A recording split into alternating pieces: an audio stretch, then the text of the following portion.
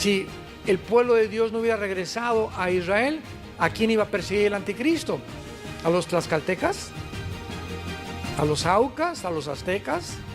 ¿A quién iba a perseguir el anticristo? Si el pueblo judío no hubiera regresado, no se hubieran cumplido las profecías del Apocalipsis.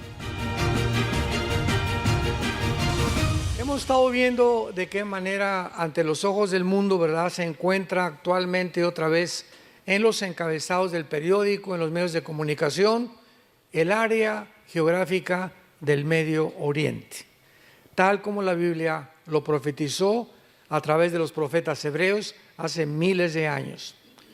Ahora bien, los palestinos no son palestinos. El nombre de palestino no existe en la Biblia. Ellos adjudicaron este nombre cuando los judíos regresan en el 48 para declarar Israel un estado libre, soberano e independiente. Estos árabes que estaban ahí en la tierra, ¿verdad?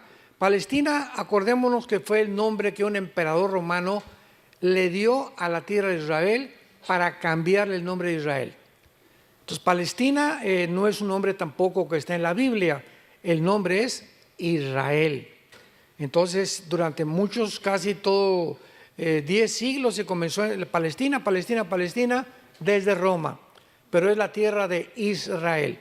Entonces, este grupo de árabes comenzaron a ser desalojados, o como no les gustó la presencia del regreso de los judíos en el 48, comenzaron a llamarse palestinos porque están ocupando la franja de Gaza. Es una franja que dura que tiene de largo como 50 kilómetros, como 10 kilómetros de ancho, y está junto al mar Mediterráneo, y del lado este tiene Israel.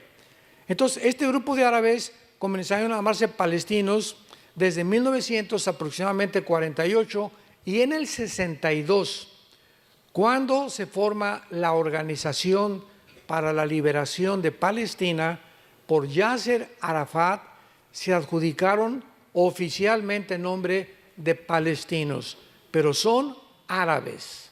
O sea, no existe un grupo, existe Edom, Moab, que son la tierra de Jordania, los cananeos, filisteos, amorreos, etcétera, etcétera, pero no encontramos la palabra Palestina. La palabra Filistea sí, porque lo que es la franja de Gaza es la Filistea geográfica donde habitó Goliat. ¿Se acuerdan de Goliat? Era de Gaza, y los hermanos de Goliat y los gigantes tenían esa zona de la franja de Gaza durante tiempos bíblicos. La sola existencia del Estado de Israel ha sido una fuente constante de irritación para los árabes alrededor. Los árabes han sufrido una serie de derrotas que ya hemos mencionado, 1948, 56, 67, 73, y finalmente se dieron por vencidos y fundaron grupos terroristas, que es mucho más difícil de pelear que contra una nación. Ahorita los judíos, al entrar a Gaza, pues los de Hamas usan el uniforme cuando hacen sus desfiles, pero cuando están en Gaza se visten de civiles para confundirse como civiles, y cuando matan a estos asesinos les llaman víctimas y civiles, y la mayor parte son de Gaza disfrazados de civiles. Qué difícil es pelear con un ejército que no trae un uniforme, porque no sabes quién es quién, y es el dilema que se enfrentan también actualmente los judíos. Después los árabes inventaron la intifada, más bien el grupo terrorista de Hamas. La palabra intifada significa guerra santa, o sea, ellos le llamaban santa porque creían que Alá les había mandado en el Corán rescatar a Israel, era de ellos, y han declarado el exterminio de la raza judía. Y a través de los diferentes medios de comunicación, los árabes esperan demostrar al mundo que los judíos realmente son los opresores. Y hasta este momento, desde 1948 hasta nuestros días, los judíos nunca han iniciado una guerra. Nunca ellos han sido los agresores. Siempre desde el 48 lo único que han hecho es y tienen todo el derecho internacional para ello, defenderse. Esto es muy importante porque mientras continúan sonando actualmente los tambores de guerra en esta área conflictiva, los Estados Unidos es la única nación que ha tratado desde 1948, porque Estados Unidos ganó la guerra, la Segunda Guerra Mundial, y obtuvo la supremacía política, económica y militar del mundo desde hace casi 75 años, han tratado de intervenir para que haya paz en el Medio Oriente. ¿Por qué? Porque los Estados Unidos necesitan a la nación de Israel en el Medio Oriente, porque en el Medio Oriente Israel es la única democracia que hay. Es la única que mantiene las tradiciones occidentales, la cultura occidental, que no tienen el Islam como religión y por eso son el objeto del odio de parte de las naciones árabes vecinas. Y además, teniendo Estados Unidos a Israel en el Medio Oriente, de alguna forma están protegiendo y garantizando el petróleo. El día que Estados Unidos caiga, que ya no tarda en suceder, Israel, como dice la Biblia, se van a quedar completamente solos. Y entonces va a venir la guerra de Ezequiel 38, las otras naciones árabes, y se va a convertir el mundo verdaderamente en un caos. Ahora veamos nosotros que esta es la razón de lo que se llama el antisemitismo, que es la oposición o el prejuicio e intolerancia hacia el pueblo judío. Sin embargo, ya también lo vimos, la palabra semita abarca a más grupos étnicos que solamente los judíos. Los judíos son una rama de los semitas, porque cuando hablamos de semitas hablamos de asirios, madianitas, caldeos, moabitas, edomitas, amonitas y los mismos árabes. Desgraciadamente el semitismo debería ser definido como una oposición a todos los semitas, pero no es así, solamente es a los judíos, cuando la misma etimología de la palabra demuestra que no es correcto su uso. Sin embargo, no es la realidad. Han sido los judíos el blanco continuo para el antisemitismo. Hitler nadie puede explicarse, ningún geólogo, antropólogo, sociólogo, psicólogo han podido entender por qué Hitler, teniendo guerra contra Rusia, contra Stalin, contra Inglaterra, Canadá y Estados Unidos, ¿por qué de repente en medio de la guerra Hitler se vuelve contra un pueblo que no tenía nación, no tenía armas, no tenía comida, no tenía absolutamente nada? Era un pueblo étnico que se llamaban los judíos. ¿De dónde sacó Hitler que este grupo pequeño que había en Europa eran enemigos más importantes que Rusia, que Inglaterra y que Estados Unidos? ¿De dónde sacó esa idea? ¿Qué fue el odio que produjo dentro de Hitler volverse a este grupo étnico al grado que se volvió loco e ideó lo que se llama la solución final?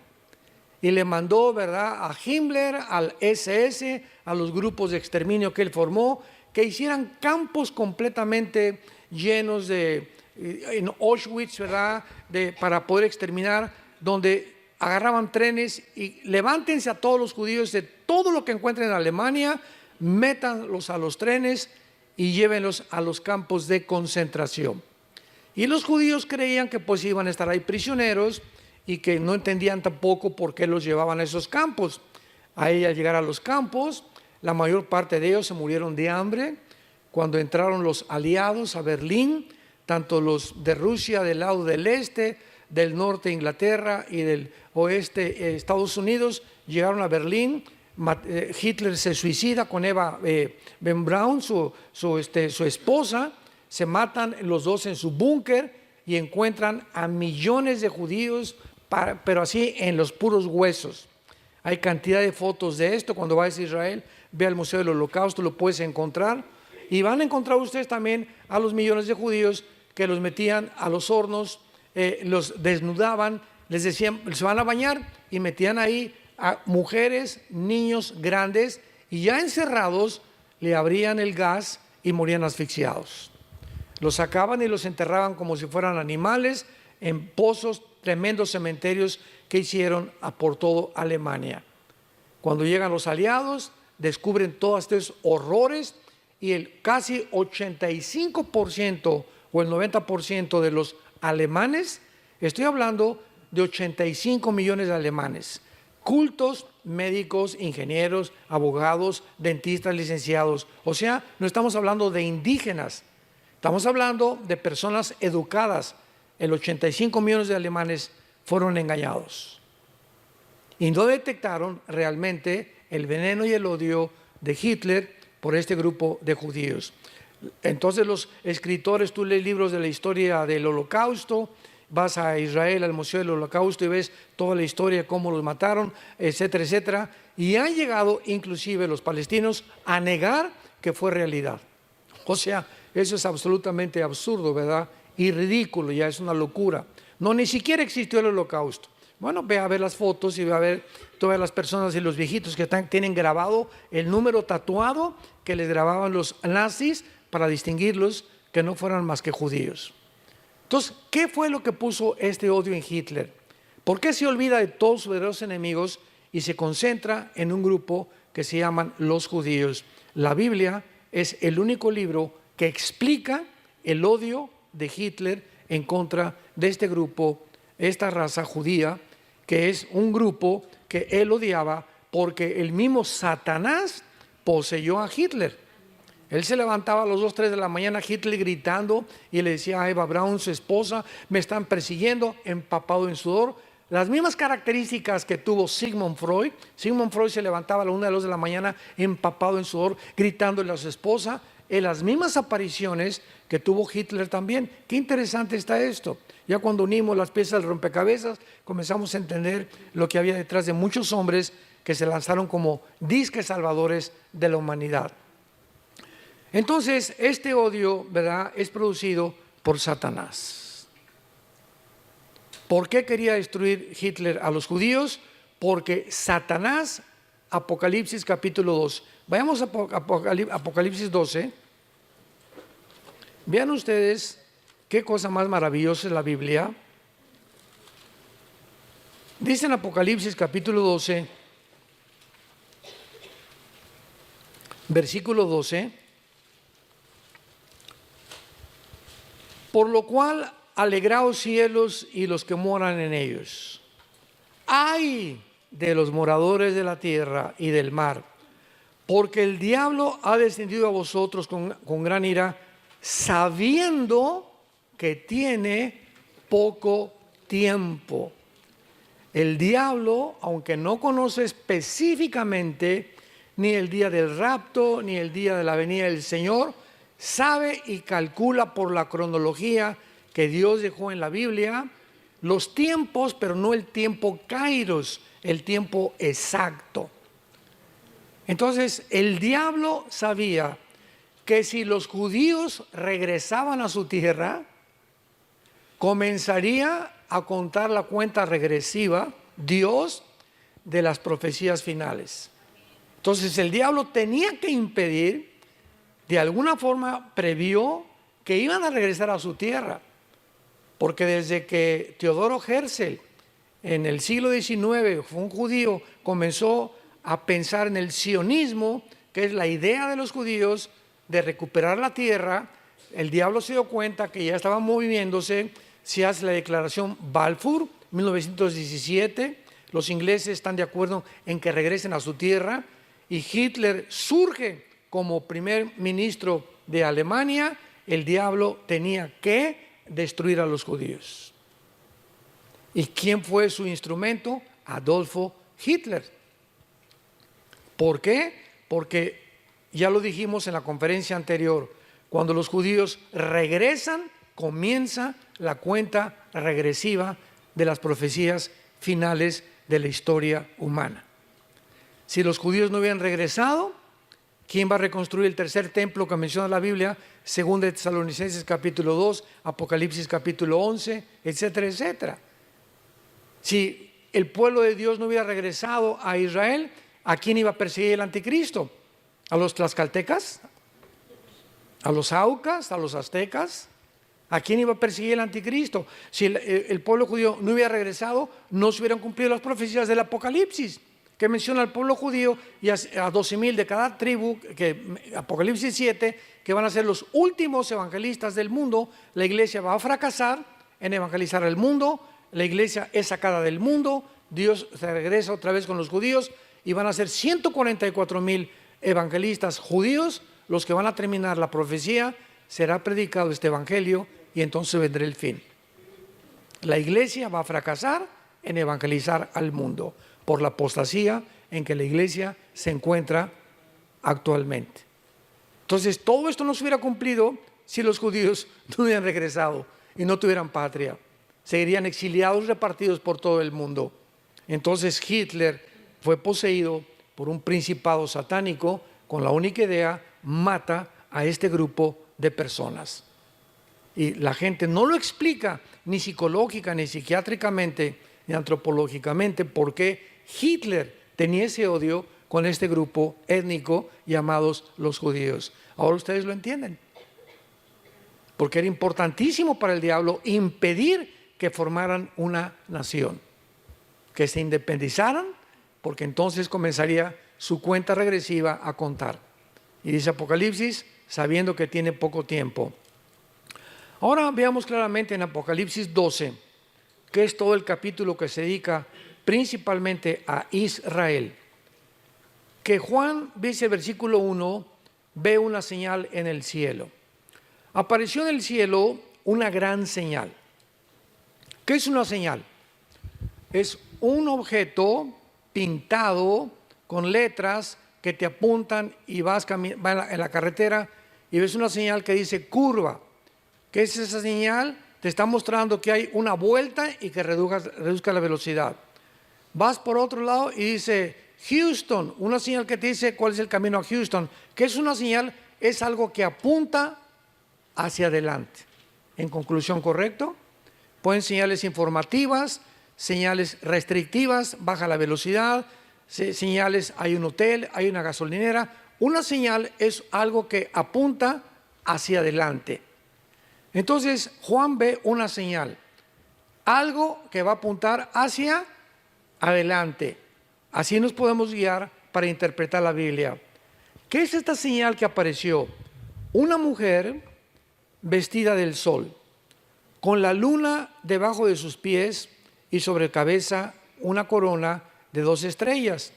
Y estando encinta, o sea, una mujer embarazada, clamaba en dolores de parto, en la angustia del alumbramiento. Es triste que los católicos digan que es María. Así la han interpretado ellos. Pero veamos rápidamente, ahorita regresamos a Apocalipsis, Génesis 37, y veamos que esta mujer no representa a María, representa a la nación de Israel. Génesis 37, versículo 9. Soñó otro sueño, está hablando de José, soñó otro sueño y lo contó a sus hermanos diciendo: he aquí que he soñado otro sueño, he aquí que el sol y la luna y 11 estrellas se inclinaban a mí. ¿Se dan cuenta, hermanos, que la Biblia no se interpreta, no es de interpretación privada?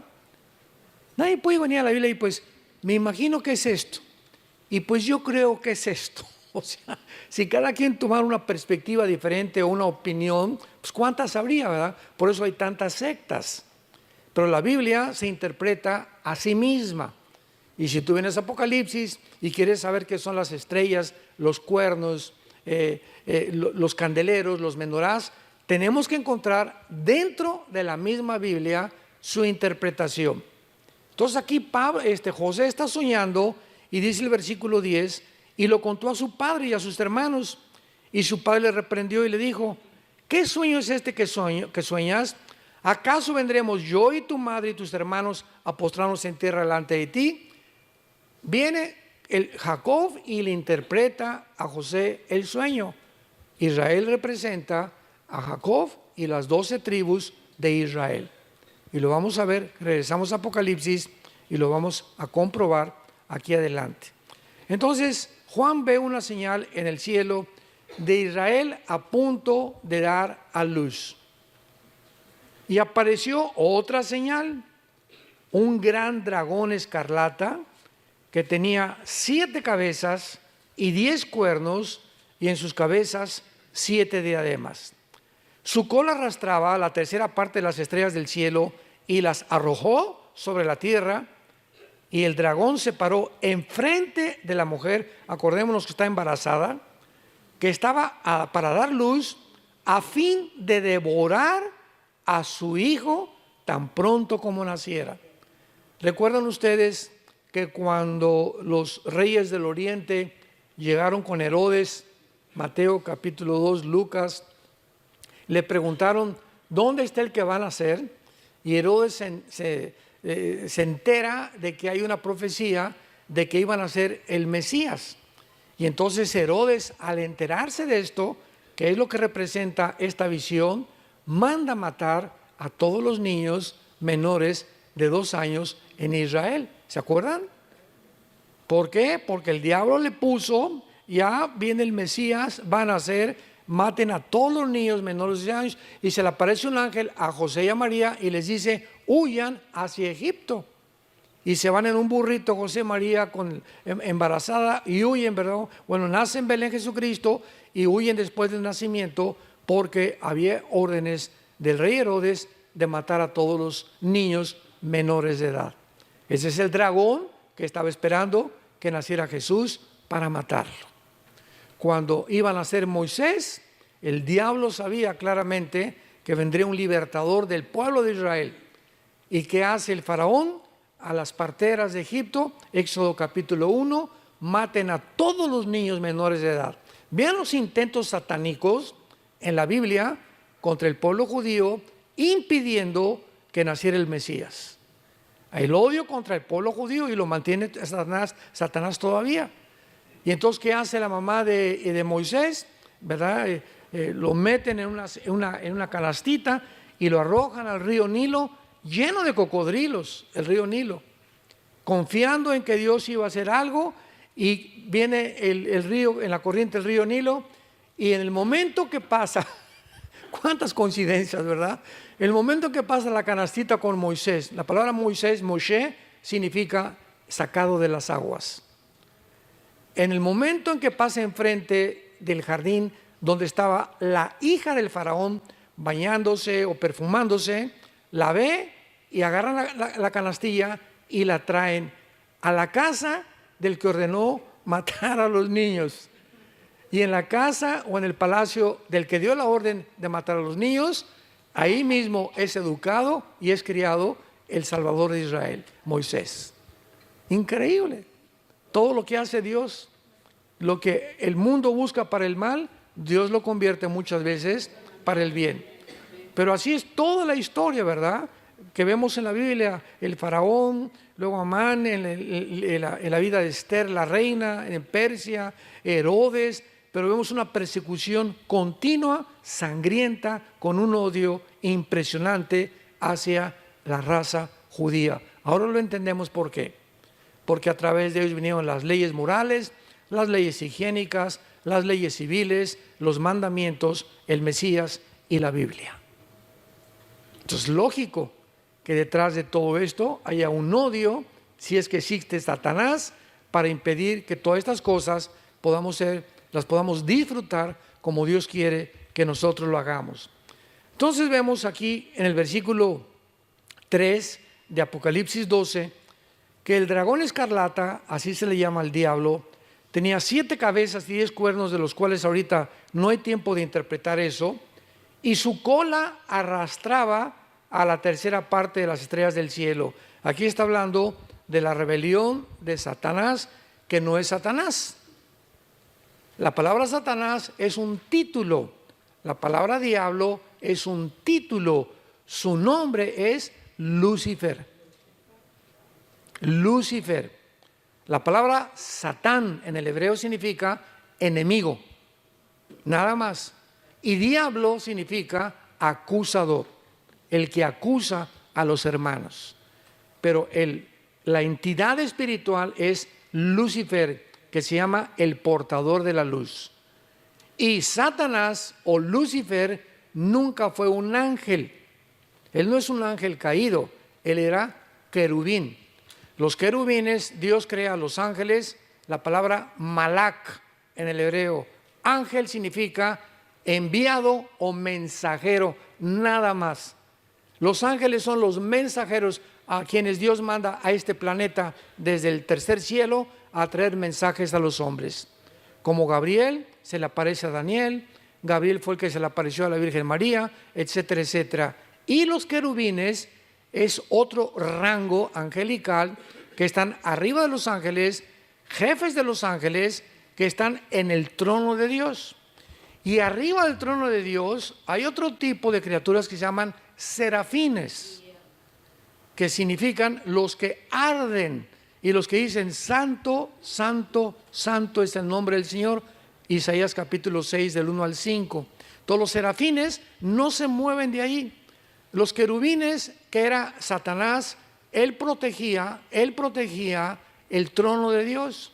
Querubín protector está en Ezequiel 28, toda la creación de Lucifer. Y pregunta, ¿por qué se le llama querubín protector si el pecado no había entrado? ¿Por qué Adán en el huerto del Edén le dice Dios, labra y cuida? Esa palabra en el hebreo es protege el huerto del Edén. ¿Protegerlo de quién? Los leones no mordían, no había veneno. Ahorita lo explico. Qué interesante, ¿verdad? ¿Nunca se han hecho esas preguntas? ¿Por qué nunca me las hacen? Ya cuando comenzamos a rascar la Biblia hay 1500 preguntas. Un cristiano que no tenga preguntas no lee la Biblia. En primer lugar, cuando Dios crea a los ángeles allá en el cielo, a los querubines, creó Dios a todas las criaturas con el potencial que pudieran revelarse. Cuando Dios creó el universo, Dios tenía 3 opciones. 1, no crear nada.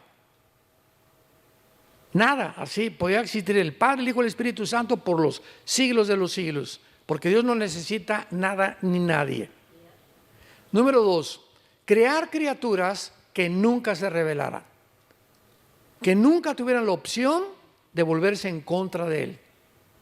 Y número 3, Dios consideró en su sabiduría crear criaturas, tanto ángeles como seres humanos, que tuvieran la opción de escoger rebelarse voluntariamente contra Él. Vamos por orden. Número 1, filosóficamente no se puede comparar la nada con lo algo, que fue el clamor de Job en el capítulo 1 y 2 de Job, ¿se acuerdan? Job estaba tan alto, dijo, Señor, ¿por qué no morí al nacer? ¿Para qué nací? Hubiera mejor sido un aborto, dijo Job. He nacido para sufrir, para eso me trajiste al mundo. Él quería comparar que hubiera sido mejor no existir a existir. Más adelante se lo explica a Dios. Entonces está descalificada la primera opción porque no puedes compararte nunca que la nada es mejor que lo algo. Número 2, si Dios hubiera creado un universo con criaturas que nunca hubieran tenido la opción de pecar, hubiéramos sido robots. Nos hubiera dado Dios cuerda, ámame, ámame, ámame, ámame, ponernos un chip, ¿verdad?, en la que siempre estuviéramos dirigiendo nuestra atención hacia Él. Y en tercer lugar, Dios optó por crear criaturas que tuvieran la libertad de escoger entre el bien y entre el mal voluntariamente y finalmente juzgar a las personas que le rechazaron con las evidencias que Él dejaba para que pudiera haber un universo de criaturas que le amaran voluntariamente. Ahora, fíjense ustedes en lo siguiente. Esto lo podemos aplicar políticamente. Si en un país solamente hay un candidato, como está pasando en todos lados, porque es un circo que hay otros candidatos, ya sabemos quién va a ganar, ya están apartados los que van a ganar. Entonces, realmente, en un país donde no hay una democracia limpia, no es democracia. Porque la palabra demócratos en el griego significa el gobierno del pueblo. El pueblo escoge a sus gobernantes sin opresión ni presión de ninguna circunstancia. Entonces, cuando no hay dos candidatos, ¿hay libertad? Pues no hay libertad, porque solamente uno va a salir, ya está designado ese. Entonces tiene que haber dos caminos siempre, el bien o el mal.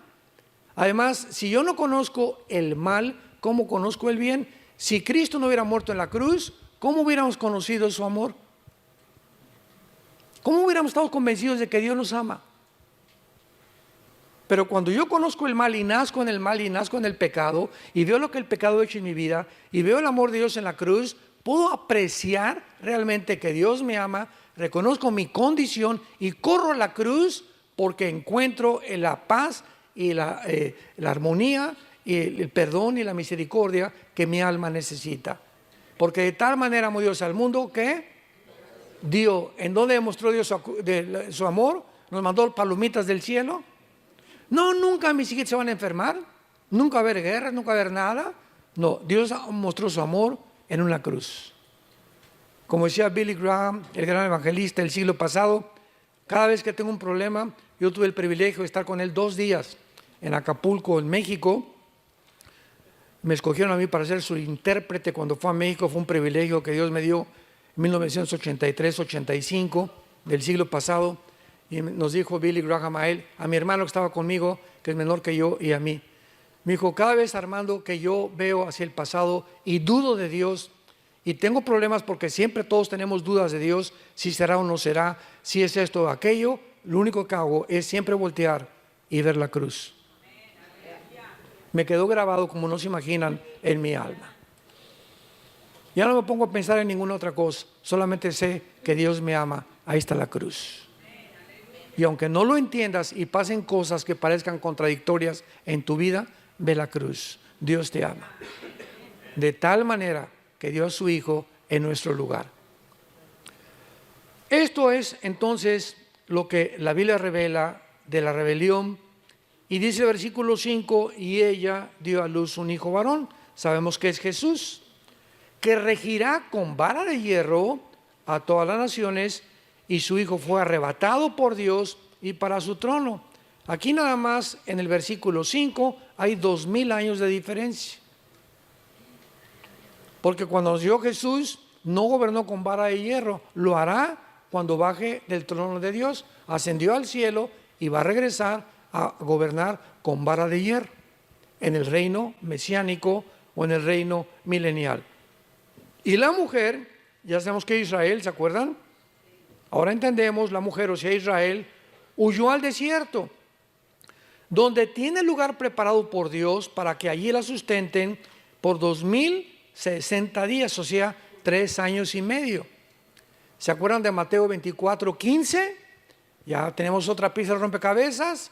Jesús les dice a los judíos, Mateo 24 es específicamente a los judíos. En Mateo 24 no es el rapto, porque el rapto no estaba en el Antiguo Testamento. Recordamos, el rapto fue un misterio revelado en el Nuevo Testamento.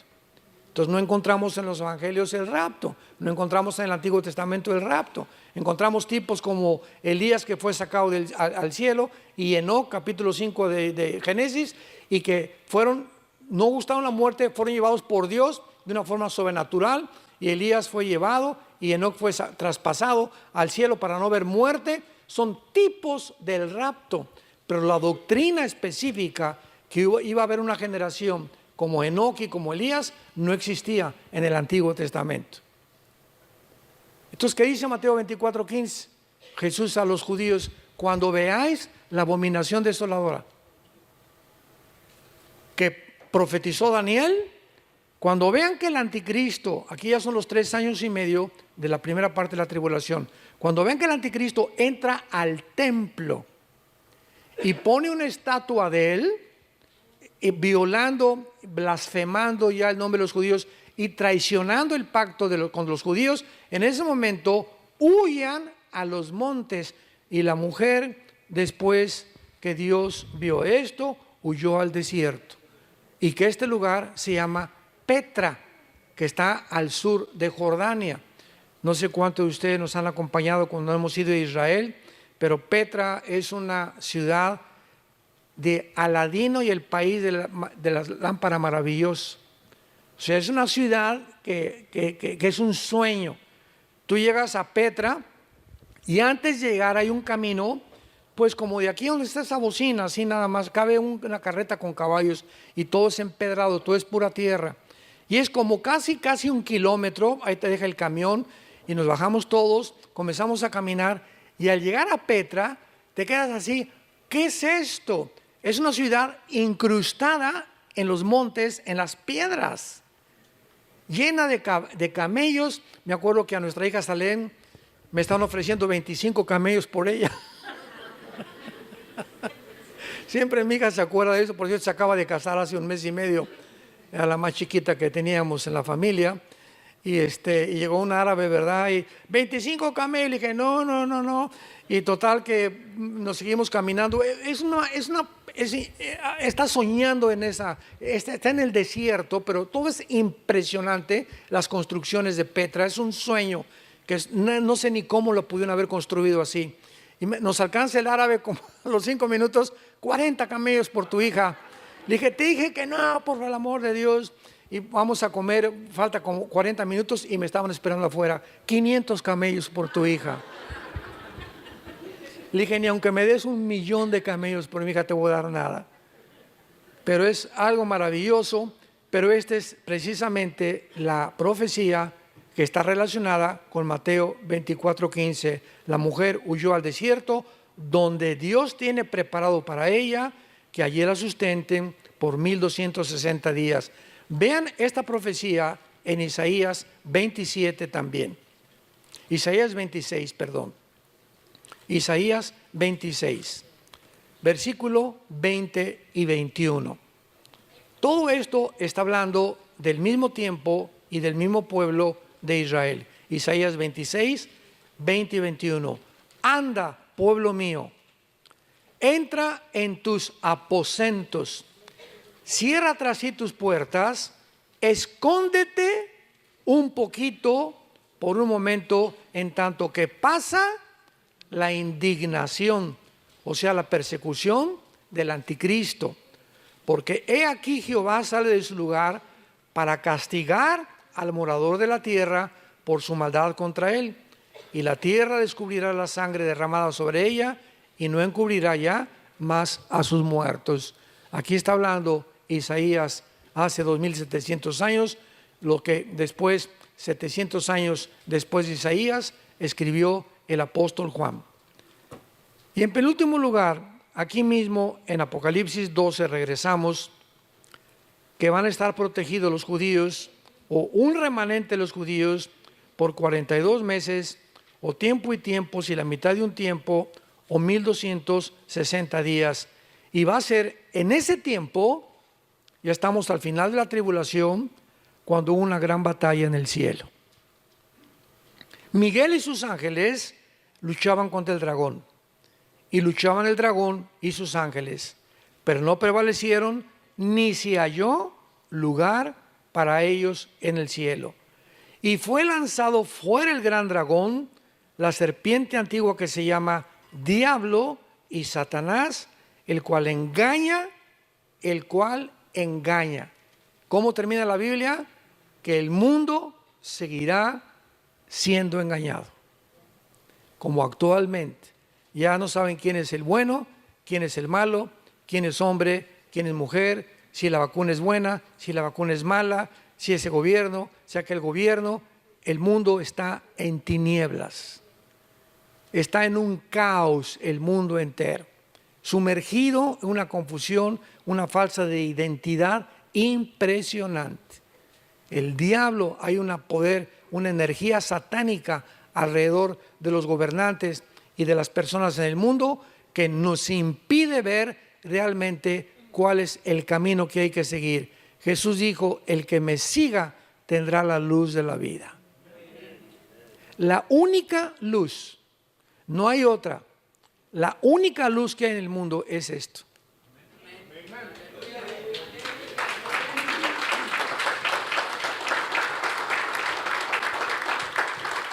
Segunda de Pedro, tenemos la palabra profética más segura, a la cual haríamos bien, más que ahora, más que en este tiempo, a la cual haríamos bien en estar atentos como una antorcha, como la única luz que nos ha dejado Dios, para que podamos realmente permanecer en la luz hasta que el día sea perfecto, hasta la venida de Jesucristo.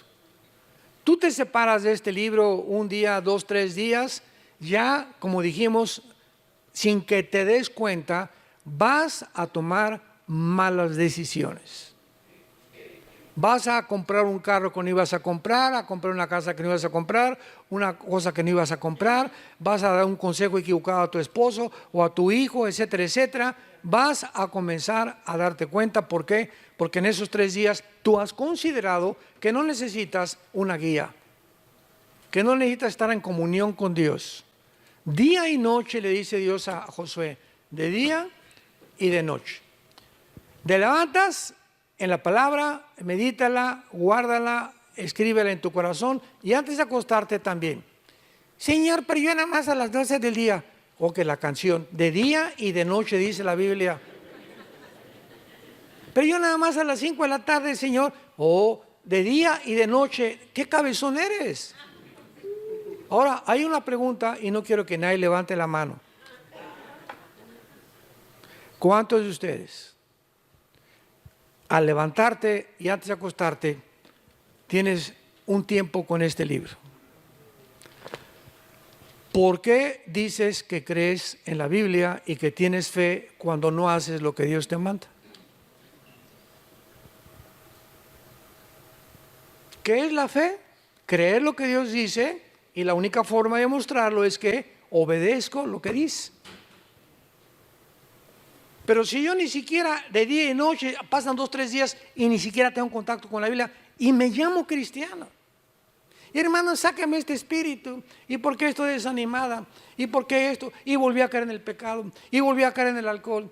Y tengo este problema. Y soy paranoico. Y tengo en la noche se me aparecen espíritus que me gritan que me van a matar. Y mi esposa, mi matrimonio no ha funcionado. ¿Por qué? Porque estamos lejos de Dios.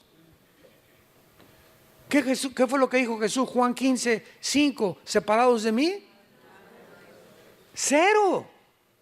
No hay absolutamente nada que yo pueda hacer sin tener relación con Jesús y sin permitirle a Jesús tomar vivir dentro de mí. Entonces no, es imposible que tu matrimonio funcione, que tus estudios funcionen, que tu trabajo funcione, porque separados de Él no podemos hacer nada. Porque no lo haces porque no es cierto que crees. No es verdad que crees, porque si creyeras lo obedecerías. ¿Y quién es el que guarda mi voluntad y mis mandamientos? El que me sigue hasta el final, y cuando ustedes me sigan conocerán la verdad y la verdad los hará libres.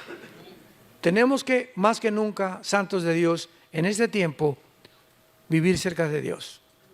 No se imaginan, no tienen idea todos ustedes lo que se viene sobre el mundo.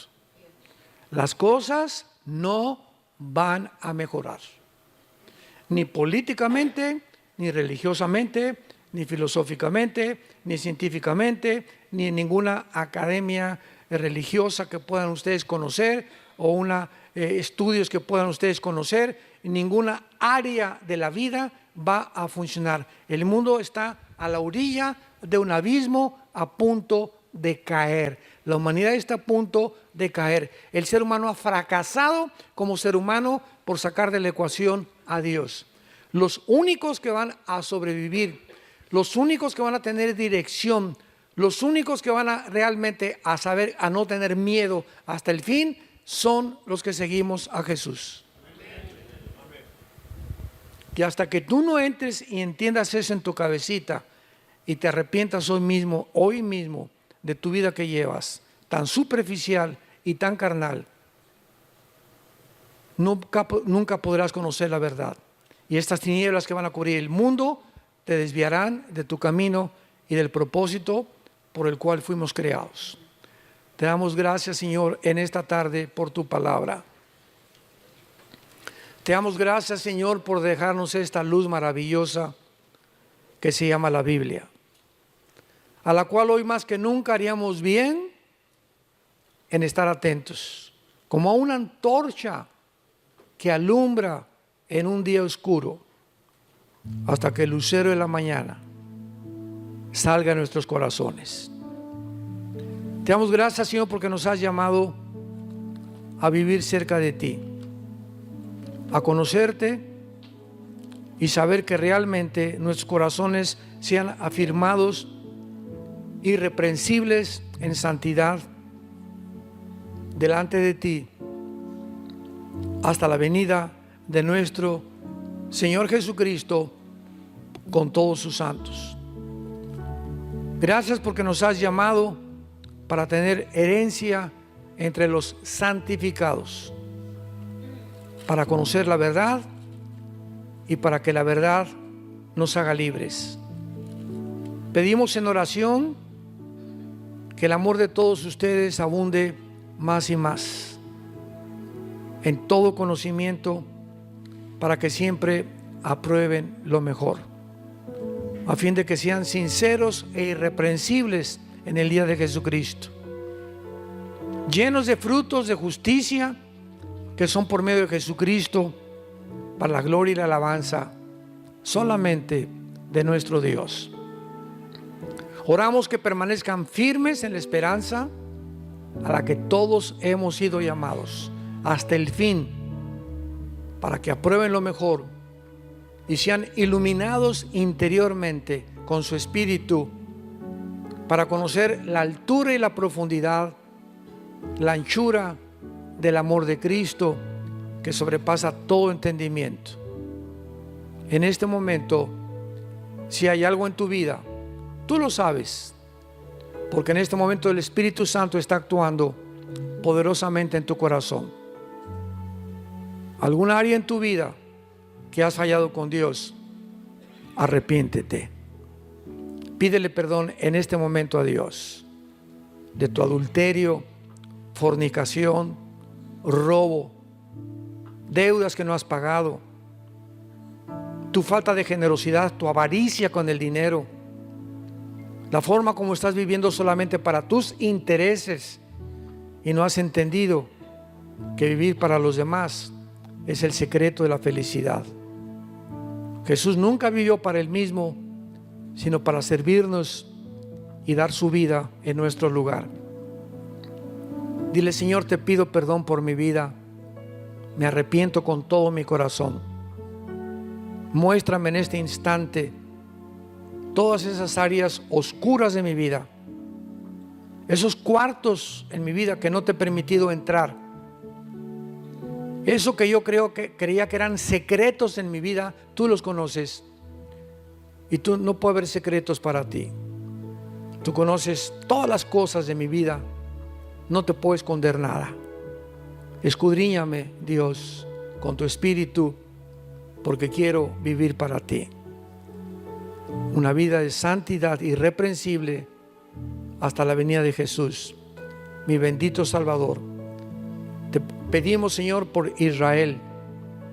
Oramos por los líderes de Israel, que les dé sabiduría para estos dilemas que están enfrentando. Te pedimos por el pueblo palestino que ha sido víctima de un grupo terrorista que los ha atemorizado y usado como escudos, como carne de cañón, para justificar sus fechorías ante el mundo entero.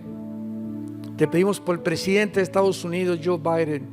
Señor, dale sabiduría.